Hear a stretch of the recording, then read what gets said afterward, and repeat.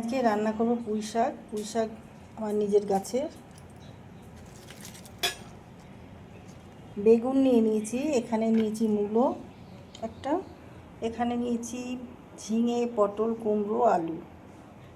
এখানে তেলটা গরম হয়ে গেছে, আমি 5 ফোড়ন দিয়ে দিলাম।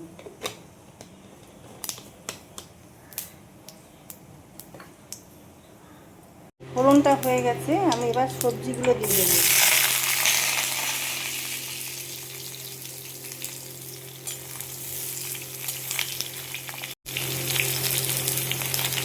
সবজিগুলো সব ভেজে নেব।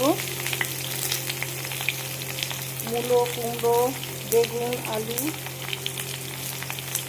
পটল, ঝিঙে এসব দিয়ে আর চিংড়ি মাছ দেবো। দিয়ে দিলাম নুন, পুঁই শাকগুলো দিয়ে দিলাম।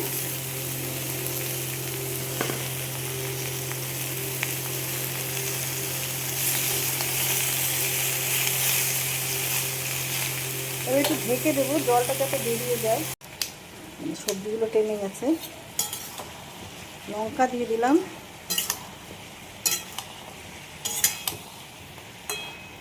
এবার দিয়ে দেবো কিছু চিংড়ি মাছ।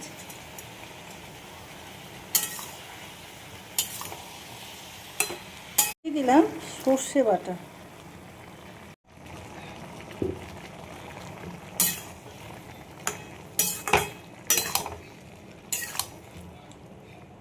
দেখো অর্ধেকটা গুড় দিয়ে দিলাম, একটু মিষ্টি না দিলে ভালো লাগবে না চচ্চড়ি, তোমরা চিনি দিতে পারো।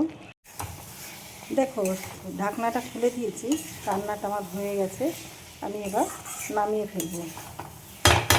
সাবস্ক্রাইব করে আমাকে আগে প্রেরণা দিও আগে যাবার। তো যারা সাবস্ক্রাইব করেছো অসংখ্য ধন্যবাদ তাদেরকে জানাই। ভিডিওটা এখানেই শেষ করলাম। থ্যাংক ইউ, সবাই ভালো থেকো।